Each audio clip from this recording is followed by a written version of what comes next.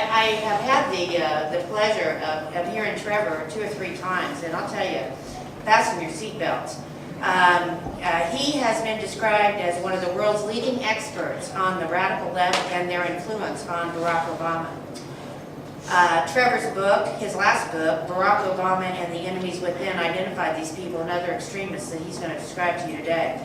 He hails from Christchurch, New Zealand. He lives there currently. He believes in freedom with responsibility, not freedom from responsibility. I think we all believe in that, right?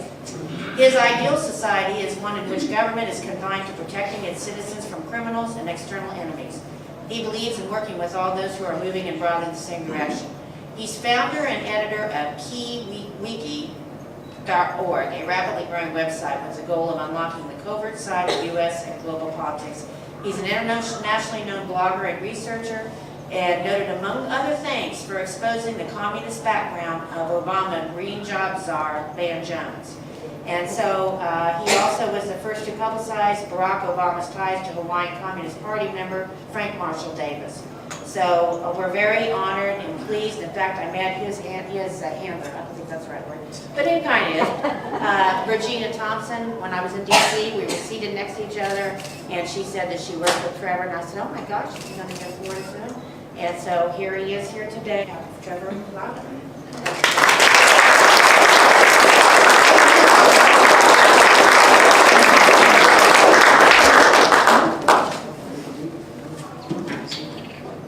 Can you all hear me okay? Yes. Yeah. Do you think I need this so I can boom it out? Boom it out. Probably boom it out.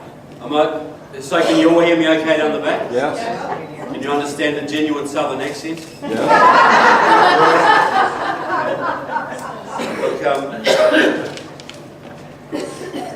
Well, thanks very much, Barb, for the introduction, and thanks for having me here. Just a couple of housekeeping things for a start.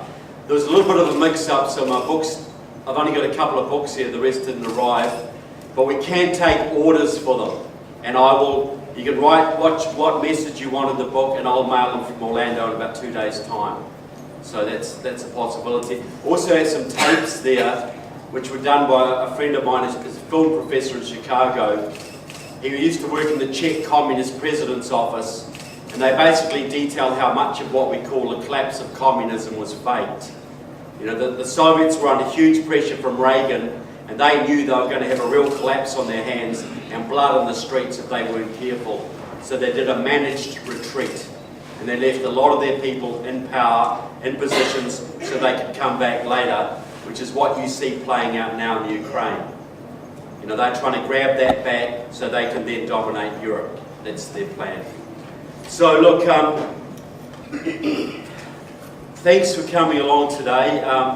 What I do is I'm a researcher. I travel all over the United States. I've been to, I think, 38 of the 57 so far.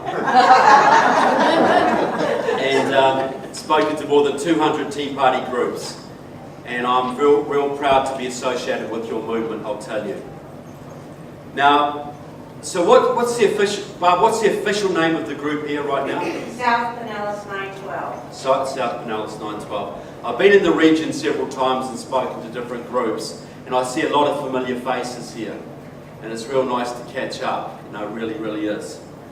So, the big thing everybody asks me right from the word go is, why do I care about America? Why do I come here? And I say there are 2 basic reasons. One is simple gratitude. Now, my country was only saved in World War II from invasion by the Japanese, by the huge sacrifice of your fathers and uncles and grandfathers at Guadalcanal and the Coral Sea and Midway. And that memory is very strong in my country today. Second reason is related, but it's a little more selfish. You know, Ronald Reagan had it right. This is the last best hope for mankind. If freedom fails in the United States, if you lose your constitution and your liberty and your economy and your military superiority, all of which are slipping away day by day, the bad guys of this planet are going to carve up the world amongst themselves. I'm talking Russia and China and Iran and Cuba and Nicaragua and Venezuela and North Korea and their Islamic allies. they're going to take this world apart.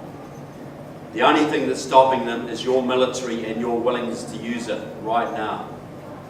See, even I get emails all the time from people who say, look, if things turn bad in America, can I come and live in New Zealand? I say, look, come down, you'll love it. It's a beautiful country. I know several of you here have been there, but it's not a refuge. Nowhere is now. You know, just 1,500 miles to the north of New Zealand are the beautiful Fijian Islands. Wonderful tourist destination, but the Chinese are now training the Fijian military, building big hydroelectric dams on the islands. Fiji is a Chinese client state. Tonga is not far behind. Same with islands all over the South Pacific now. Last year, the Australian Minister of Defence, and Australia, in case you didn't know, is a small island off our west coast. Just to get it in perspective. Now, the Australian Minister of Defence was up in China for talks, and a top Chinese defence official said to him, now is the time for Australia to choose. You need a godfather. Is it going to be an American godfather or a Chinese godfather?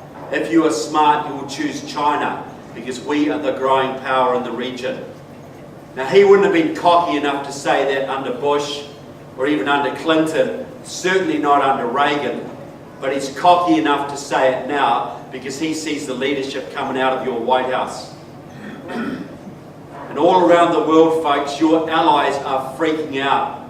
Israel, Germany, Britain, Canada, Japan, South Korea, Taiwan, Australia, they're freaking out because they see that your president seems to love the bad guys more than he loves them. You know, you got Israel now. Israel has its back to the wall. It has no friends left in the region because of the meddling of your president. And they may be forced to take desperate measures to defend themselves, and those measures could put us into World War III.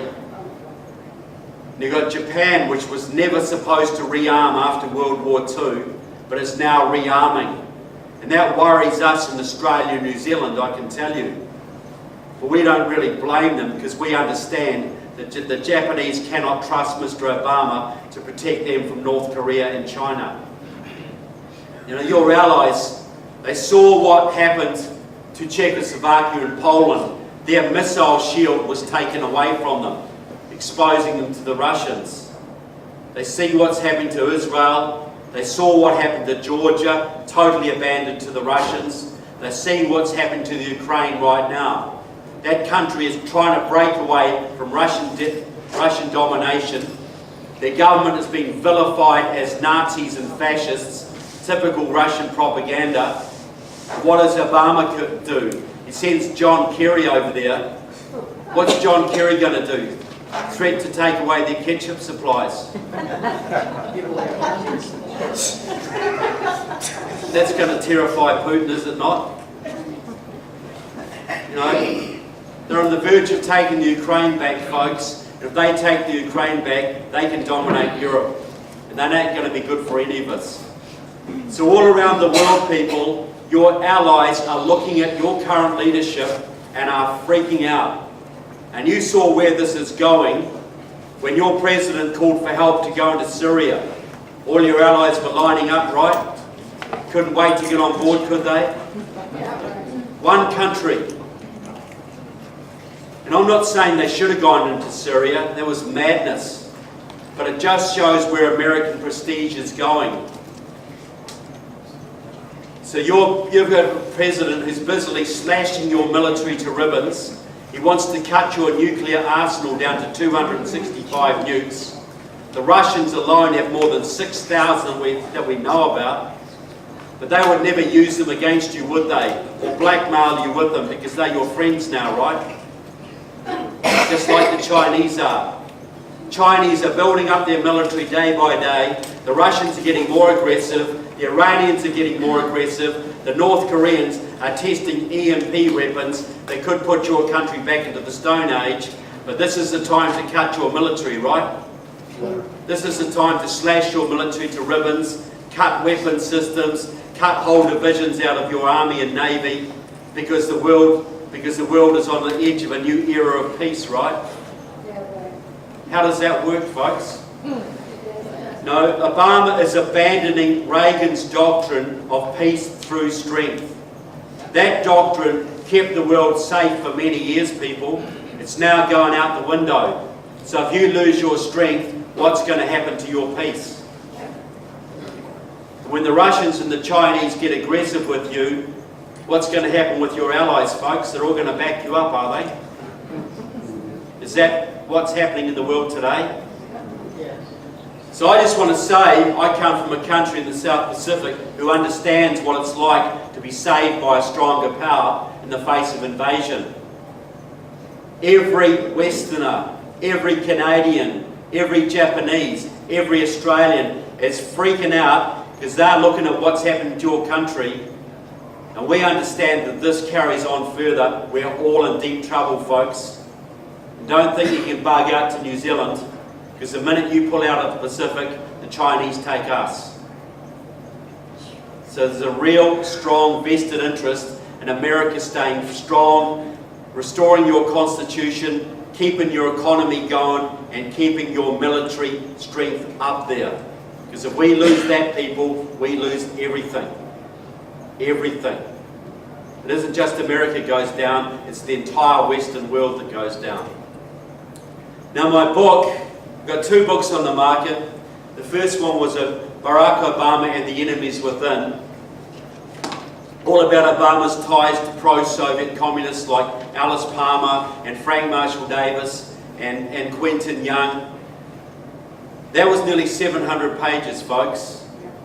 And I'll tell you what, I got bloody sick of lugging that around the country. It's real heavy. Real heavy. And I vowed that my next book would be smaller. I promised all sorts of people it was going to be smaller. This one is The Enemies Within, Communists, Socialists and Progressives in the US Congress. And guess what? It's bigger. Because those bloody commies just kept on coming, folks. The deeper I dug, the more I found. I couldn't leave out Corinne Brown, could I? Couldn't leave out Alan Grayson, could I? Couldn't possibly leave those people out. 5 years of research in libraries all over your country, communist libraries in South Central LA, New York, Chicago, Washington State, to dig all this information up. And I stand by every single element of it. Because you don't come into a country like America 20 years after the fall of the Berlin Wall and talk about communists in their Congress without having a lot of evidence, do you? Unless you want to get laughed out of the country. Now the book is about the 2 big secrets of modern communism. The first secret, I think they borrowed from the devil, because we all know that the cleverest thing the devil ever did was to convince people he doesn't exist. Right? Yes. Very clever strategy. So what have the communists done in the last 20 years, folks? They don't exist, right? And if they do exist, they're no longer a threat, right? Wrong, unfortunately. But that's the impression they have given us. The second big secret of modern communism, and this is hardly ever written about in any of the books, of the thousands of books on the subject, it is the ability of a tiny Marxist-Leninist group, maybe only a few hundred comrades strong, to influence and even control the legislative process of their country. So think about that, folks. What I'm saying is this: less than 20,000 card-carrying communists in your country are writing the legislation that is controlling the lives of 300 million Americans. A little bit far-fetched, isn't it? Very small tail wagging a very big dog, isn't it? So when these communists stand for public office under their own name, which they do occasionally for sport, they get like 87 votes or 131 votes or something, and people laugh at them. How could these people be any influence over us? But think about it. Is it only the number of votes you get? Is that the only thing that can determine your level of political influence? How many votes did Al Capone ever get in Chicago, folks? How many votes did the mob ever get in Las Vegas? So therefore they couldn't control those towns, right? bribery, corruption, intimidation, vote fraud, extortion, blackmail, indoctrination. There's a whole bunch of ways that small covert groups can manipulate much larger groups from behind the scenes. And that's what Leninism is, folks. Less than 2,000 Bolsheviks under Lenin's guidance took over Russia in 1917, a country at the time of 140 million people. They've had 100 years to practice their arts, people. Leninism is the science of small groups taking over larger groups and holding that power. And they've done it countless times, and they're busily at work in America right now. Now, the mechanism they use mainly in this country are the labour unions, control of the unions. Now, I understand that in America the unions are, 11-12% of the workforce, way down from what they used to be. But think about this. How many Democrats in this country, elected Democrats at any level, from county right up to federal level, do not owe their job to the labour unions? For get out the vote, for money, for manpower, even for vote fraud.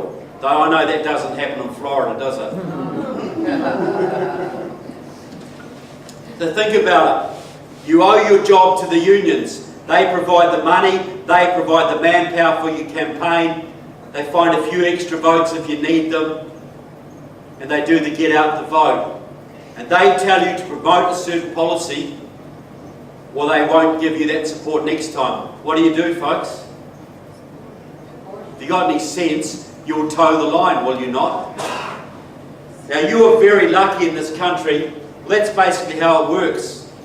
The communists set a policy. It might be socialisation of student loans, or green jobs, or normalisation of relations with Cuba.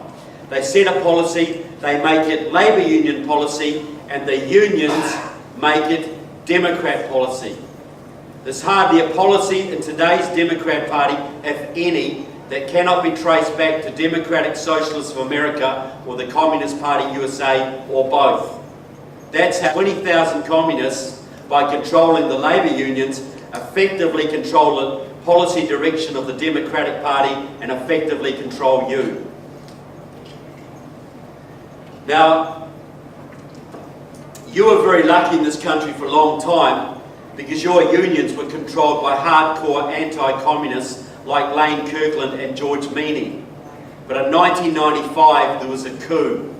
That was the year that Democratic Socialists of America took over the AFL-CIO. They got rid of Lane Kirkland and put their member John Sweeney in as president. Now their protege Richard Trumka does the job for them.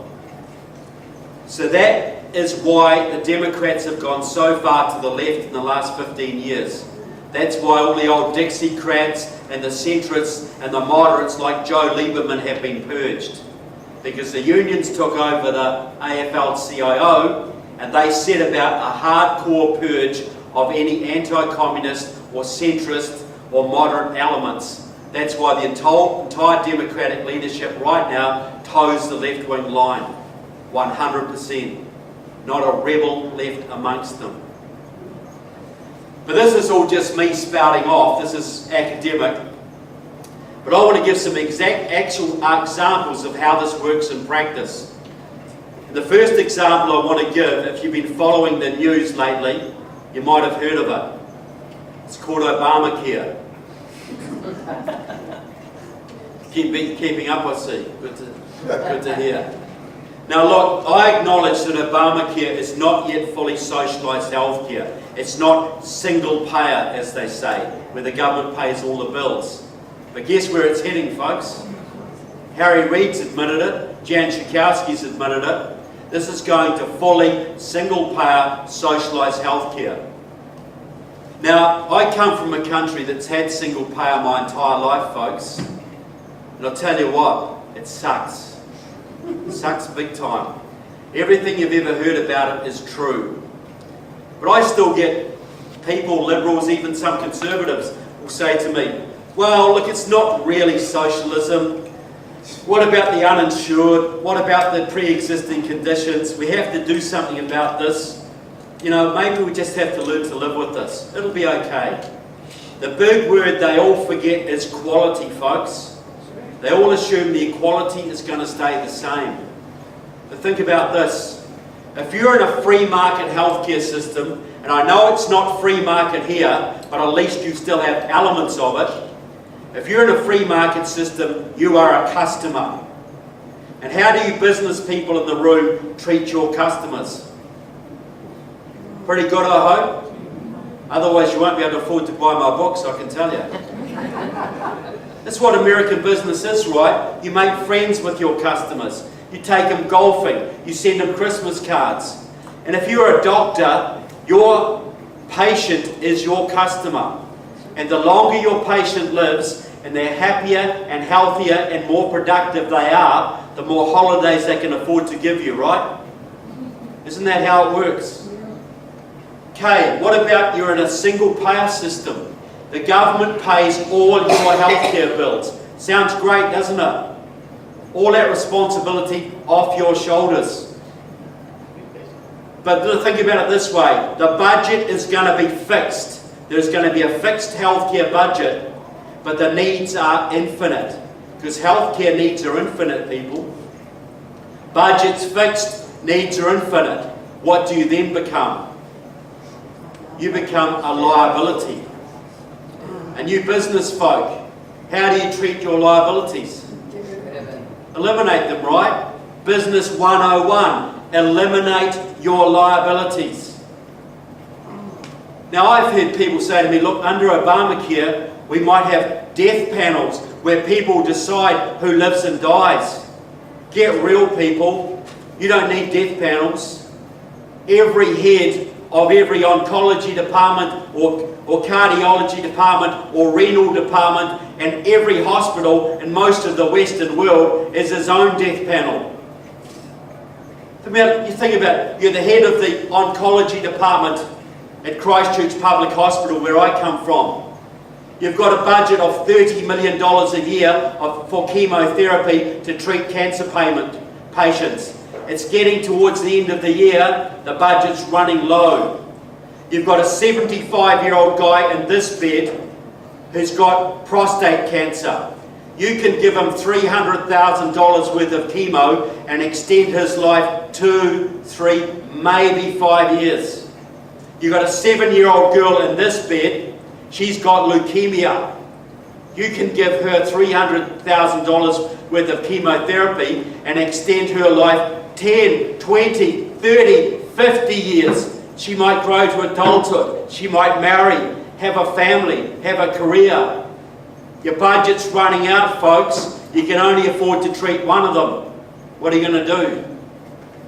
Is it a hard decision? What would you do? We don't talk about rationing, folks. In my country, we just know that if you're old and not paying taxes and you're a useless eater, you do not get the same level of treatment as someone who's young and productive. You just don't. Because the budget is fixed and the needs are unlimited. You have to make decisions every day about who you spend your budget on. And how do you think you're going to make those decisions, folks? Unless someone's paying you off. Just don't get old, don't be too young, and don't be non-productive, and you'll be fine. If you don't mind waiting. I'll tell you a little story. My country, a few years ago, the waiting lists were getting too long for your knee operations and your hip replacements. So they brought in a law. No one can be on a health waiting list for more than 6 months. Sounds great, doesn't it? What happens at the end of 6 months, you go back to your doctor and he assesses you and you might go back on the list or you might not. That's how it works, people. That's how it works in Canada. It's how it works, why they all come down here. It's how it works in Europe, how it works in Australia. But it's going to be different in America, right? Because the laws of economics don't apply here, do they? Anybody tells you there ain't going to be rationing is lying through their teeth straight to you. But your public officials wouldn't do that to you, would they? It cannot work any other way, folks. Now, the father of the single-payer or single-payer healthcare movement in this country is a man called Quentin Young. He's pushing 90 now. He's a retired physician from Chicago. And in my darker moments, I often wish he'd gone to live in Canada 20 years ago, because he probably wouldn't be with us now. But he is. He's been trying to wreck your system for 50 years. It's his life's work, promoting single payer. He set up Physicians for a National Health Plan. He's worked with the AMA, worked with Canadian doctors, campaigned and toured across your country many times. And he has also worked with congressmen like John Conyers to get single payer legislation in front of your Congress on several occasions. But it always failed. It was only with the Affordable Health Care Act in 2009 that they started to make progress. And it's not surprising that the progress came under Mr. Obama, because for many years in Chicago, Quentin Young was Mr. Obama's personal physician. Openly claims credit for indoctrinating Obama into socialised healthcare. Says Obama was a big fan of single payer when he was an Illinois state senator and nobody paid any attention to him. Quentin Young was a 40-year veteran of the Communist Party USA, a Soviet patriot. Any Vietnam veterans in the room at all? Thank you, sir. I knew there'd be some. In 1972, Quentin Young and 3 other Marxist doctors went to North Vietnam to offer their services to the communist government when they were trying to kill people in this room. That's how patriotic Quentin Young is. Quentin Young went on to join Democratic Socialists of America, your largest Marxist group, and they are the people behind Obamacare, folks, 100%. 7,000 members. It's their number one priority. They've been working on it for 40 years. They had people on Hillary's commissions.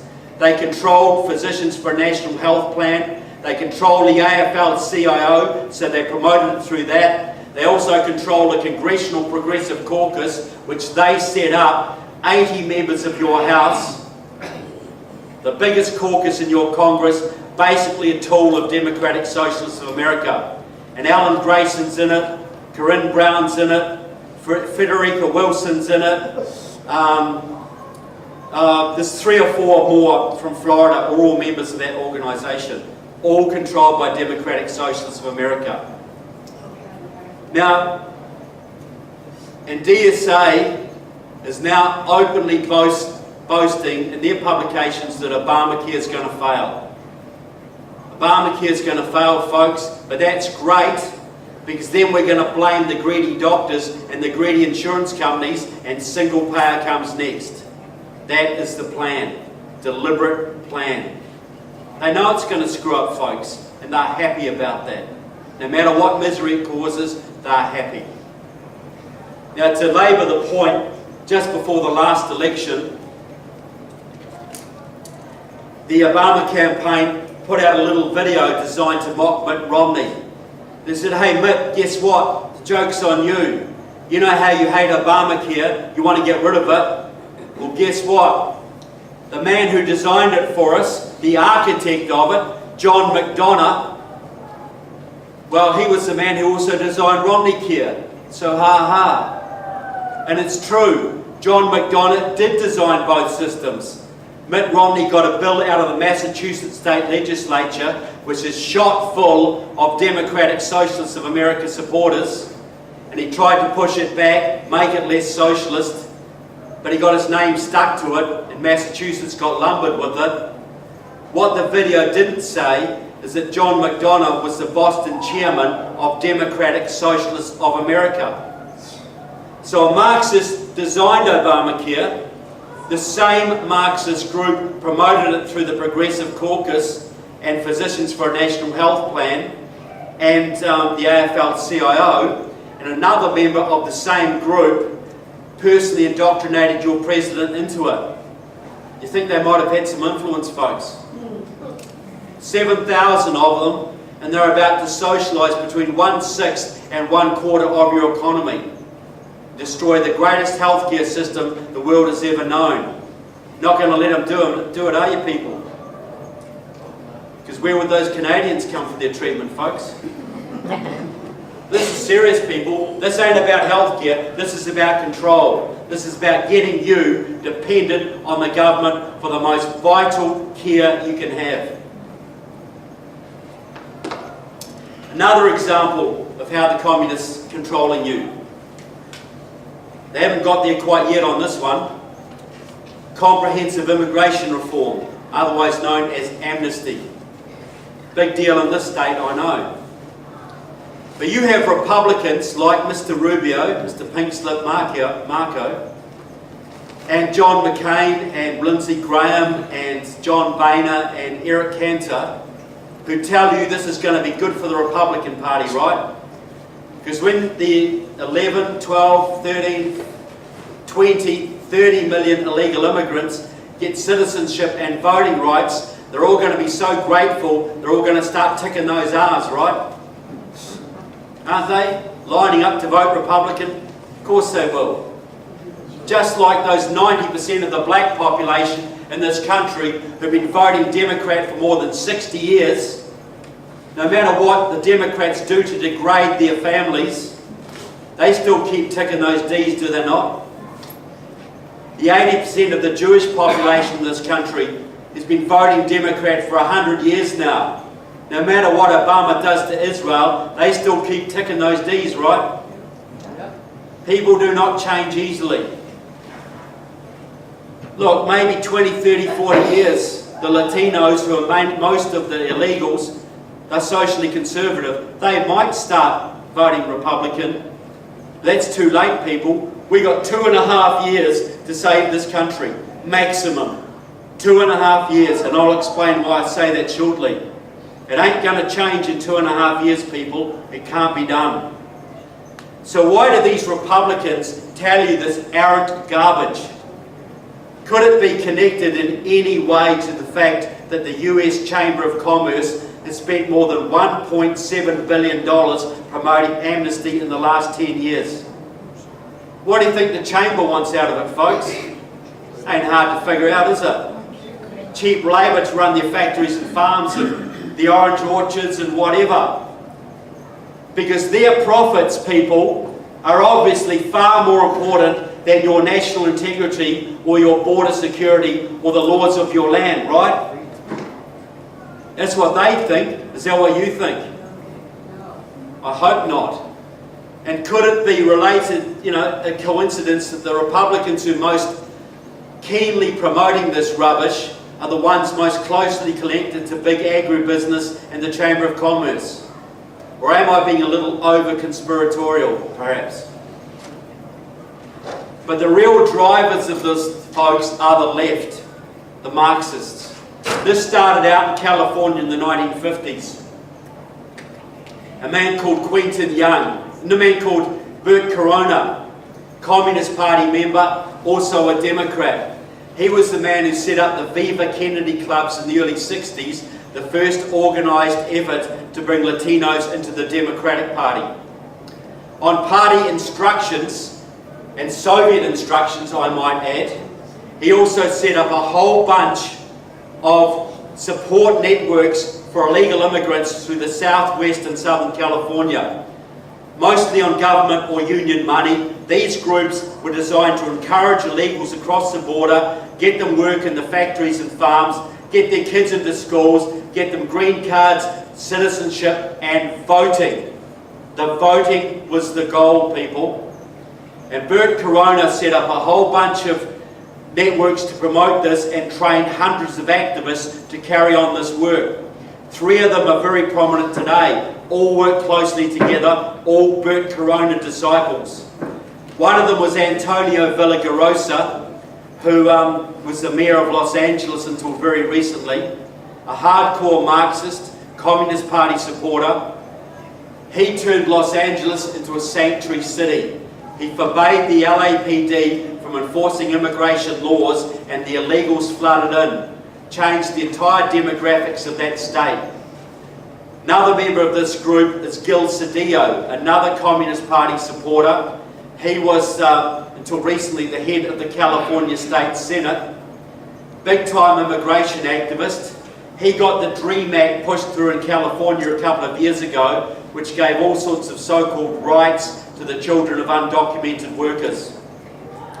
Third member of this little group, they all work very closely, is Maria Elena Durazzo, most powerful woman in California, the head of the California AFL-CIO. Another Marxist.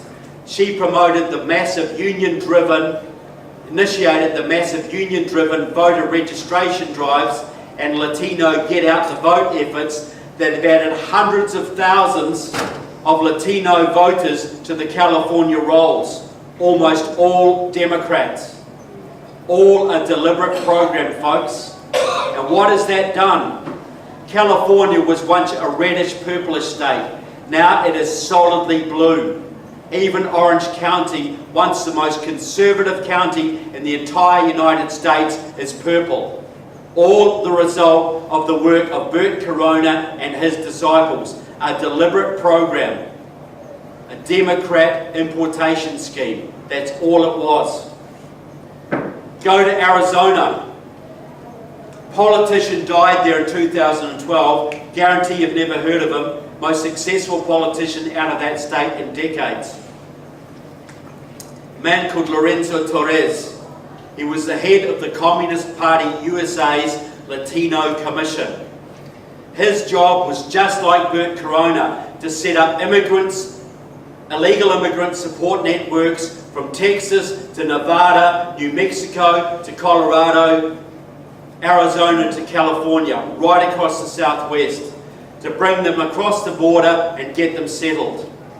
He was also leading all the campaigns across all of those states. He did a whole bunch of campaigns against any attempt to crack down on illegal immigration.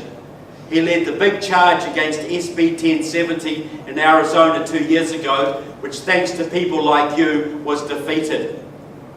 He also set up the movements in Phoenix and Tucson that gave the Arizona congressional delegation 3 Communist Party supporters.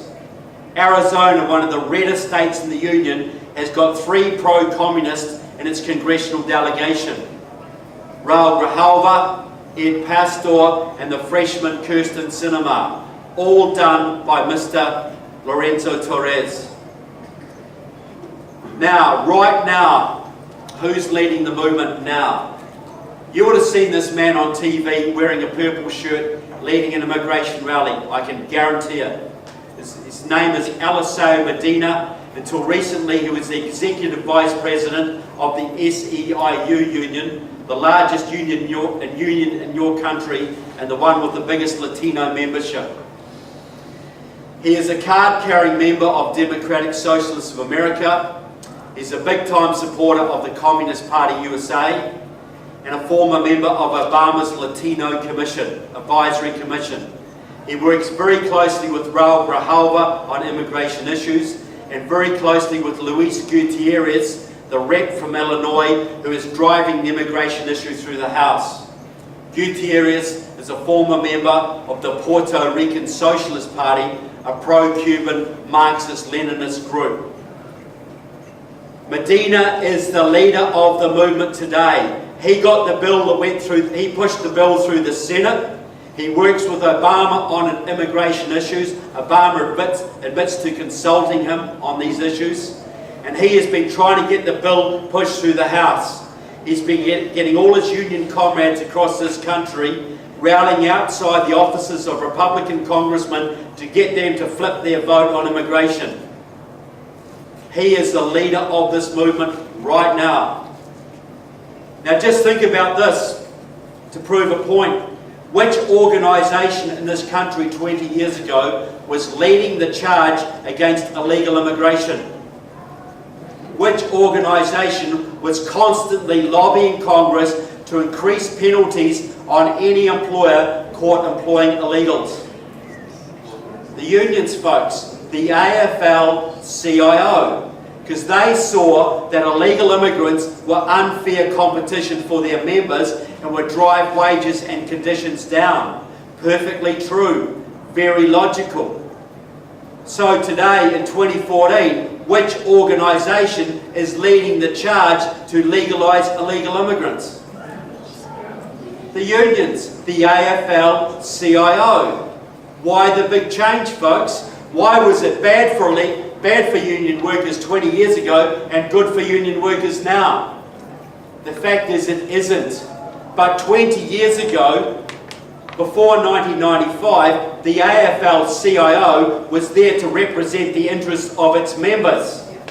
After 1995, when it was taken over by Democratic Socialists of America, it became there to promote socialist revolution.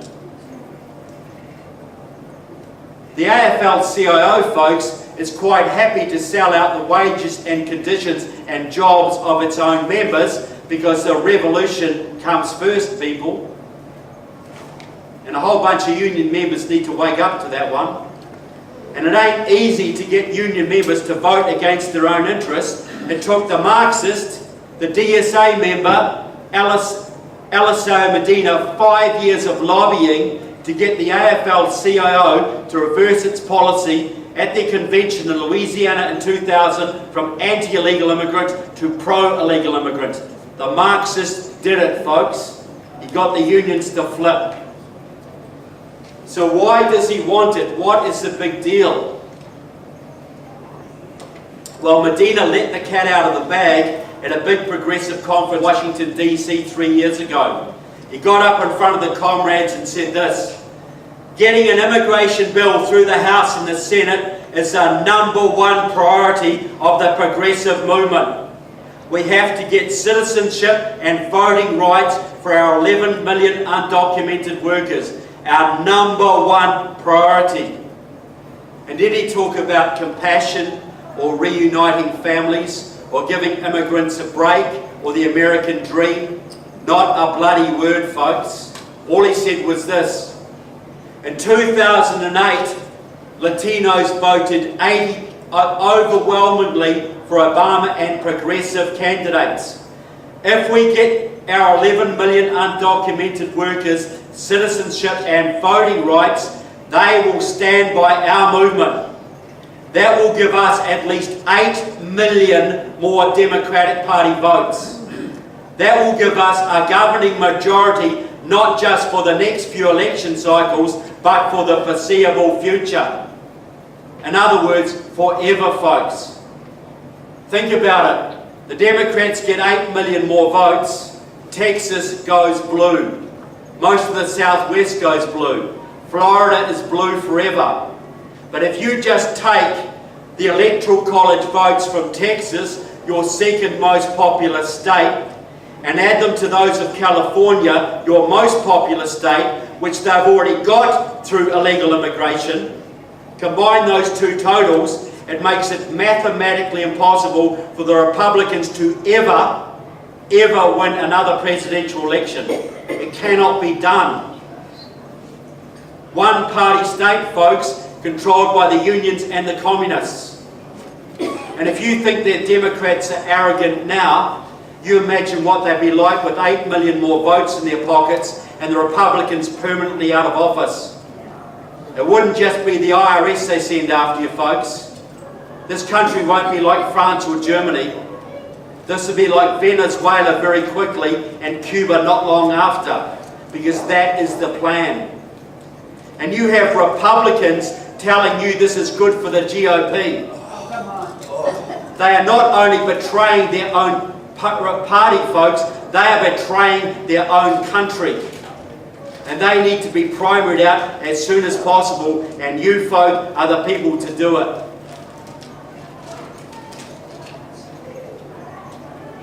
Now, the other thing my book is about is the individuals, because they should be accountable for what they're doing to your country, folks. My book profiles 51 members of the House and 14 senators with identifiable ties to the Communist Party USA, Democratic Socialists of America, the pro-North Korean Workers' World Party, or the Anti-Military Institute for Policy Studies, or Council for a Livable World, all set up by the Soviets or their descendants. Now tell me, anybody in this room who is, not counting the military, who's ever applied for a federal government job who is willing to admit it? No one? What? A federal government job. If you applied for a federal government job. Yes, I have. Yeah. Not counting military, did you need an FBI security clearance for that job? No. You don't. Oh, I did. You did. Look, I know most federal government jobs now require them, or have required them in the past. Was it pretty thorough? I assume. I don't remember all of it. At this point, it's been many years now. Look, I know that they can go through your underwear drawers, ma'am. They can check your family background, your childhood associates, drug habits, overseas travel, any dodgy uncles you might have had. I know a friend who applied for a federal government job. In the last 2 years, the FBI drove up to Canada, interviewed his communist uncle, and on the strength of that, he was denied that position. It wasn't him, it was his uncle. Because I tell you what, when you want to say something, ma'am? Well, I also want to say that it's true, exactly what you're saying, because I deal with the government every day. But they also were doing it for low-level employees as well, whether it's a contractor or whether it's someone who's just coming in as in the medical profession or anything like that. They're doing extensive background checks on them. Yeah. And so they should. Yeah. Because you're going to work at the heart of the federal government. You might have state secrets under your control one day. You might be guarding the president one day, or a nuclear facility. Or you might have the ability to influence public policy in a bad direction. So they need to be able to trust you. But what if you're a young radical who hangs around with the Communist Party like Corinne Brown or Raul Grijalva or Danny Davis or Barbara Lee or Eddie Bernice Johnson or Rosa DeLauro or any one of many I could name, who is close to the local Communist Party, who control the local unions, who control the Democratic Party, and have the ability to get you elected to Congress. And there you can go on the Homeland Security Committee, or the Armed Services Committee, or the Science and Technology Committee, or the Intelligence Committee, and have access to all sorts of government secrets, and the ability to influence public policy in all sorts of directions, even international policy. How much of an FBI security clearance do you need for that one, folks? None. Because the people are supposed to vet the candidates, right? And the media is supposed to help you do it, right? How's that one working out for you guys? Look, they did it with Sarah Palin, they did it with Mitt Romney. We knew about Mitt Romney allegedly beating up some young gay kid when he was 17. We knew about Sarah Palin's kids' Facebook pages and her husband's membership of the Alaska Independence Party, as though that was a bad thing. Basically a Tea Party type group. And that's fair enough, because you had the right, according to the media, to know all about Sarah Palin and to know all about Mitt Romney, because they might be leading your country someday. But why don't you have the right to know about the elephant's graveyard of skeletons in Obama's closet? Why doesn't that apply to the D's, folks? Why doesn't it? Because the media is on their side, people. So you don't have a right to know about them. Now you imagine if you were a foreign intelligence officer, a Cuban or a Nicaraguan or a North Korean or a Chinese, who had communist and union friends in this country, who had the ability to put their sympathizers and secret members into your Congress or into your Senate to get any information they wanted and influence public policy in the direction they wanted. Do you think those foreign intelligence officers would ignore that huge opportunity? That gaping hole in your national security? You Vietnamese veterans in the room, did you lose that war in the jungles of Vietnam, guys? No way. You had it. You had it locked up. You lost that war in the streets of America and the Congress of America. You had communist agitators stirring up the kids in this country, and you had the Communist Party and sympathetic Democrats working every day to cut off funding to the North Vietnamese government and cut off funding to you guys in the field every day. Communists, Democrats working for the communists who were working for the Soviets. That's how that war was lost, folks. Any arguments on that one? Treason. You have people like John Conyers, 50 years with the Communist Party, folks. Danny Davis, Communist Party affiliate for 30 years. Barbara Lee, 40 years. Nancy Pelosi, about 30. Rosa DeLauro, out of Connecticut. Long-term history with the Communist Party, has an office in the headquarters of the Connecticut Communist Party at 37 Howe Street, New Haven. I've been there. I've got photographs of her hugging Joel Fishman, the head of the Communist Party in Connecticut, the Communist Party member delegated by the Democrats with liaising with the Democratic Party, the daughter-in-law of a known Soviet spy, by the way. You've got Eddie Bernice Johnson, long-time history with the Communist Party. Patty Murray, the senator from Washington State, long-time history with the Communist Party. You've got Tammy Baldwin, the freshman senator out of Wisconsin, a long-time member of the support network for the Colombian narco-terrorists who are busily fighting the Colombian military right now. Tammy Baldwin has used her influence in your Congress on several occasions trying to get funding cut off to that Colombian government so that basically her narco-terrorist friends could win that war. You've got Danny Davis and Jan Schakowsky and Jerry Nadler, all card-carrying members of Democratic Socialists of America while serving in your Congress. You've got Tom Harkin and what's his name? Al Franken and Jeff Merkley out of Washington State, working very closely with a communist-controlled pro-Vietnamese organisation, lobbying your Senate to get your government to pay reparations to the communist government of Vietnam for the damage your troops did fighting that war. Right now. And Judy Chu out of California, folks. Looks like butter wouldn't melt in her mouth, beautifully coiffed, lovely clothes, softly spoken, head of the Progressive Caucus, head of the Asia Pacific Caucus, one of the most powerful blocs in your Congress, on Obama's re-election committee. Go back to Greensboro, North Carolina, 1979. The Communist Workers' Party, a hardcore Maoist group, got in a street gun battle with the KKK. Automatic weapons were used on both sides. 5 people were shot to death in broad daylight. Pretty extreme group, don't you think? Judy Chu used to head one of their major fronts.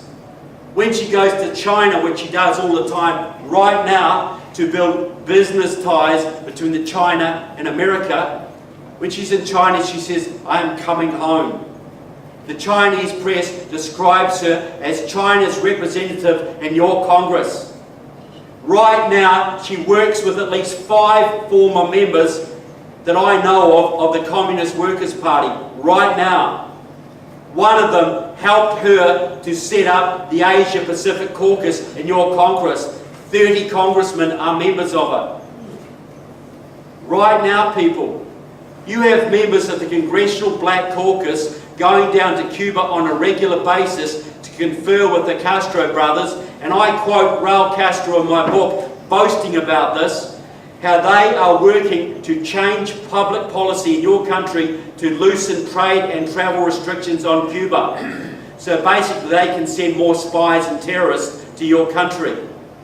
What do you call it, folks, when someone goes from your country to an enemy country to work with them against you? Is that a serious offence? Yes.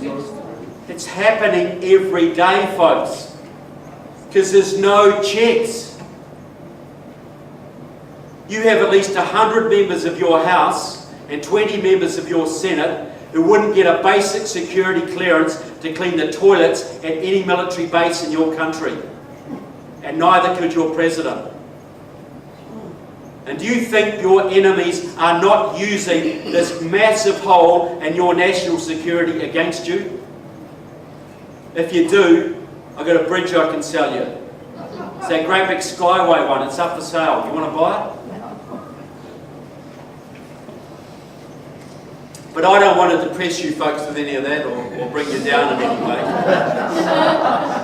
It's a nice afternoon. It's sunny outside. You don't want to get depressed, do you? Look, this is how I see it, folks. If I thought there was no hope for America, I'd be back in my beautiful New Zealand right now, building bunkers and stocking up on baked beans. I'm not mocking prepping, believe me. But this is how it is. 2008, the left had a slam dunk.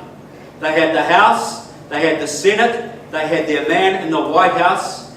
Their agenda was all written out, and they were going to steamroll Middle America out of existence once and for all, people. 40 years of infiltration by those 60s radicals through your unions and your Democratic Party and your academia and your media. 40 years was coming to fruition. All their ducks were finally in a row, people. And who was going to stop them? John Boehner? They had it in the bag, folks. You got it, ma'am. But in 2009 and 2010, something miraculous happened. And I do not use that word lightly. You guys, folks, where were you?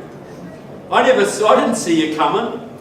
You know, you stood up and you blogged and you marched and you rallied and you emailed and you agitated and you put some spine into that GOP, and you, not them, took back the House in 2010. And what did that do, folks? That brought the agenda of the left to a grinding, screeching halt. Stop them stone cold dead, people. Think about it, they had it in the bag. They were breaking out the vodka, and you guys snuck up on them. You came out of left field, or should I say right field, and you took their toys away, people. And some of you wonder why they hate you. Some of you are genuinely surprised why they call you dirty names. Why do you think they call you dirty names, folks? All out work, and you snuck up on them and took it off them. People, you saved your country. You, a bunch of amateurs and political novices, saved your country. Gave it a second chance. You think about it, had you not taken back that House in 2010, the entire agenda of the left would be in now. Cap and trade, green jobs, card check, comprehensive immigration reform. Those 8 million illegals would be voting this year. Obamacare would be locked in. The entire agenda of the left would be in now. And where would you be then, people? How would you fight back against that one? Any argument that you saved your country? Any argument that you deserve a huge pat on the back for it? Look, folks, your fellow countrymen might not salute you, but I do. As do millions of other people around this planet who can see it from the outside. Because when you're in the battle, people, you can't see the big picture.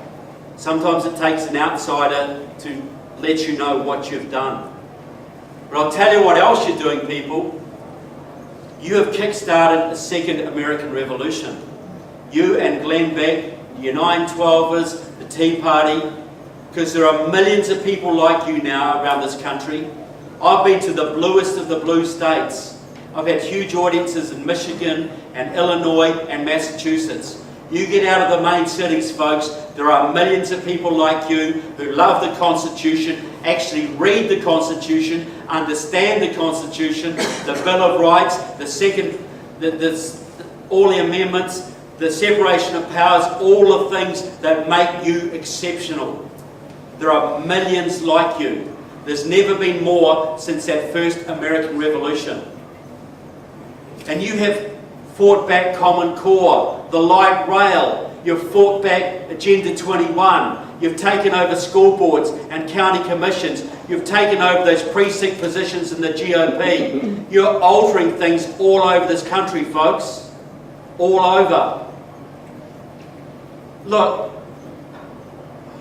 I think you're like baby Superman, you know. You honestly don't know your own strength.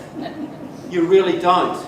You know the GOP would have put that immigration bill through the House this session had they not been scared of what you did to Marco Rubio. They know that. Look, I'll tell you what, I was at a progressive conference last year in Washington, D.C. 50th anniversary bash of the Institute for Policy Studies. Big time progressives. They used to work with the KGB, now they work with the Cubans. The ideas factory of the Obama administration. I paid my 75 bucks, put on my name badge, and I mingled with the Marxists. Because I wanted to know what they were thinking, what their plans were, what their agenda was. I was doing to them what they do to us. I went there, and I'll tell you what, folks, I got bored. I got real bored. Because all I talked about was one thing. You. Tea Party this, Tea Party that, all bloody day, folks. The Tea Party took the county commission's office. They've taken the state legislatures away. They stopped us there. We're going to do all this work over again. We thought we had it in the bag. We didn't see them coming. We can't let it happen again. Tea Party, Tea Party, Tea Party, all day long, folks. If you don't know your own strength, people, your enemies do. They are terrified of you. They're terrified that you will persevere and hang together and keep going. Because they know you're the only people who can stop them. John Boehner ain't going to do it. You've got to understand your own strength, people. Now, I'm going to do something now that's normally considered very rude. Okay? But I'm a Kiwi and I can go home. Okay? So you can like it or lump it, as we say. Look, I see a movement, because look, my only value to you is that I'm an outsider. I can see things sometimes that you might not see. Because you can always see your neighbour's problems better than they can see their own, right? It's just the way humans work. Now I see a movement, you've been at this 5 years now, a lot of disappointments, a lot of betrayals. You tend to see your defeats more than you savour your victories.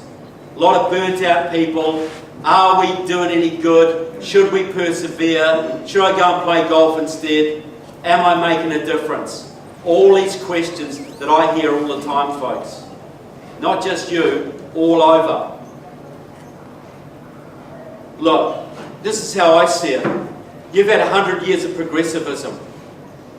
It's going to take 20, 30, 40 years to reverse that. It's going to take a while. But you've got two huge battles coming up. You've got 2014 and 2016. And if you lose those, and the Dems get their 8 million more illegal votes, whatever you do after that might not count for much. So there's got to be a real focus on winning those elections. Now I get some people in the Tea Party movement that say to me, oh, screw the Republicans, I'm sick of them. And I don't blame them either. John Boehner's on my dartboard, folks, so's Carl Rove. I don't blame you at all. And they say, I'm going to form a third party, I'm going to fly my flag, stand up for what I believe in, and good on you. And you know you're going to lose and your children are going to live in slavery. That is just the way it is, people. We don't have 20 or 30 years, we have 2.5. Can't be done in that time. So there's only one vehicle, and that's all it is, it's a vehicle that has any chance of stopping the Democrats in the time we have left. And that is the GOP. But the big question is this, what is the character of that GOP going to be? Because if the old guard win, and they give you a Jeb Bush or a Chris Christie, you're going to lose, folks. And even if you fluke a win, you still lose because progressivism just rolls on.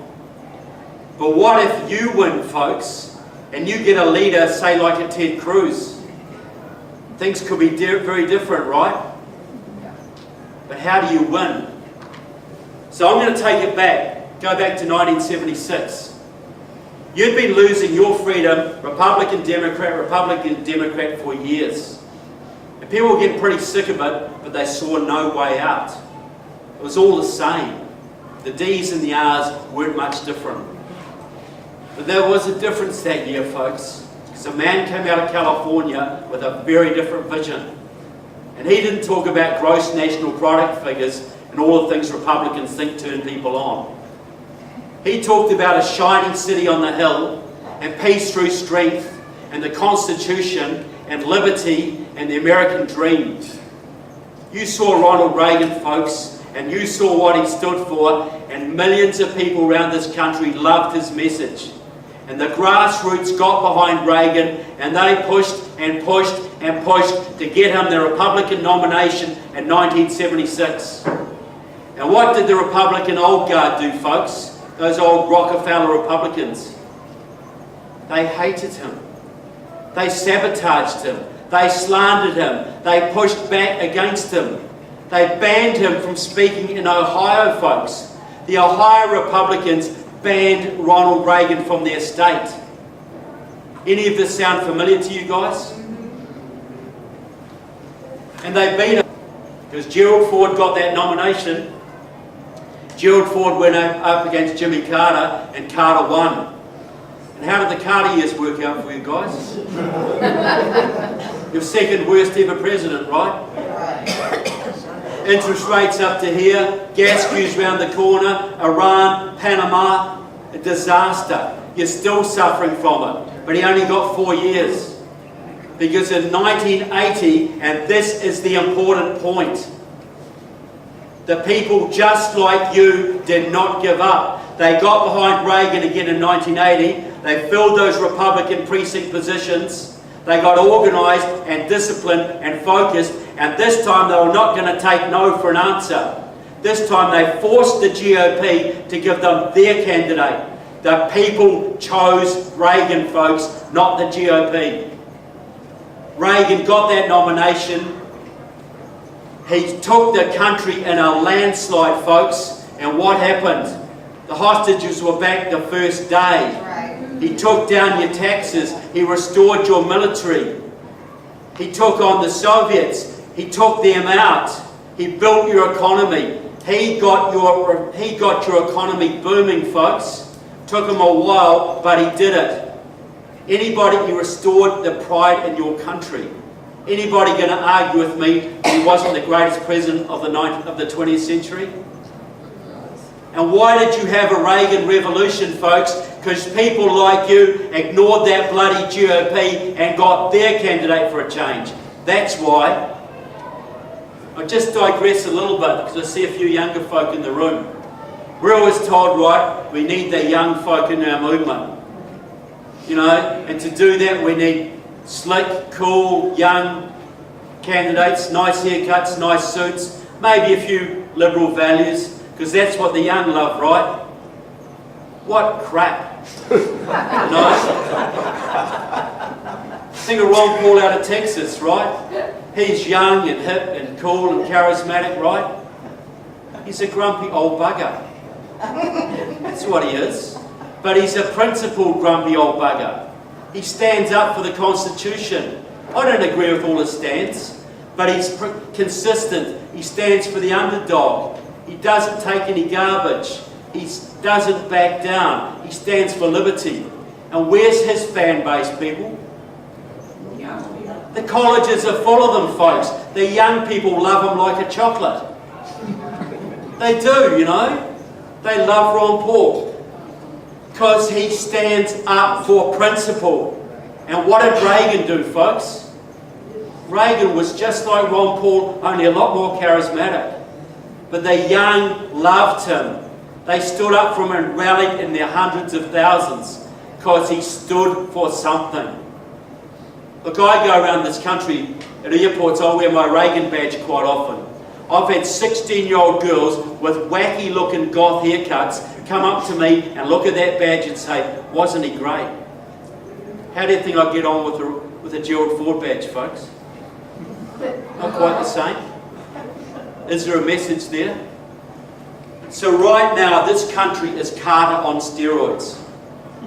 It really is. And to turn that around, we need Reagan on steroids. Not just to do what Reagan did, to go way beyond Reagan, to restore your Constitution and gut your federal government. Amen. That's what we need. But how are you going to do it? Because you got this base out there, you got the libertarians and the potential Reagan Democrats, and you got this social conservatives and the fiscal conservatives and the defence voters and the education voters and the energy voters. You got 2 million Republicans who stayed home last time. And you got 4 to 6 million evangelical Christians who have conservative values and don't vote. So how do you unite them, folks? Because a lot of these people don't like each other very much, right? They stand very opposed on a lot of issues. But to win, you need every single one of them. Because you got vote fraud against you. You got the media against you. The dirty tricks in the unions. You cannot afford to lose any element of that base. If you'd had it last time, Mitt Romney would be president now. But you didn't. So how are you going to get them, folks? Because they all don't like each other, but one thing they do have in common is they all want something.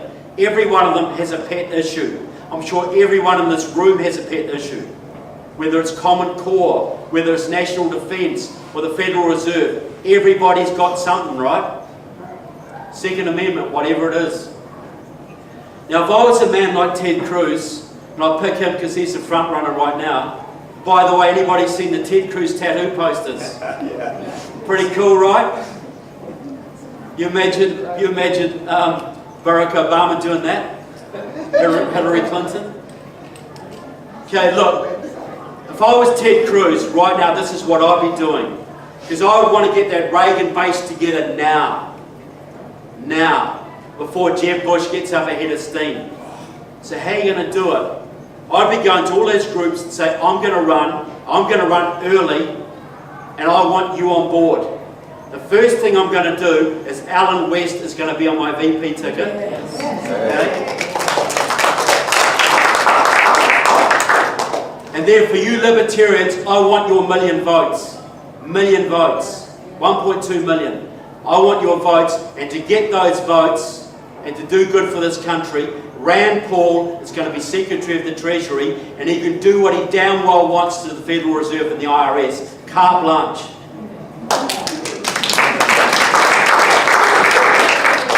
And Sarah Palin, Secretary of Energy. Drill, baby, drill. Drill in your backyard if you want to. Keystone Pipeline, $2 a gallon gas for every American family. Scott Walker, Secretary of Labour, right to work all over, folks. Herman Cain, Secretary of Commerce, deregulate, deregulate, deregulate. OSH gone, EPA gone, the whole lot. John Bolton, Secretary of State. Build your alliances, tell your friends, enemies where to get off. Ambassador to the United Nations, no one.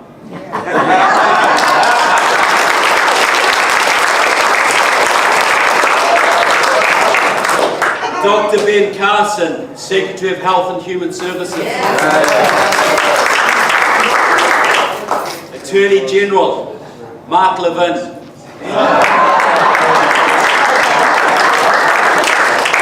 Now for the Christians who don't care about politics but do care about the education of their children, you vote for me this time, give me your 4 million votes. David Barton will be Secretary of Education.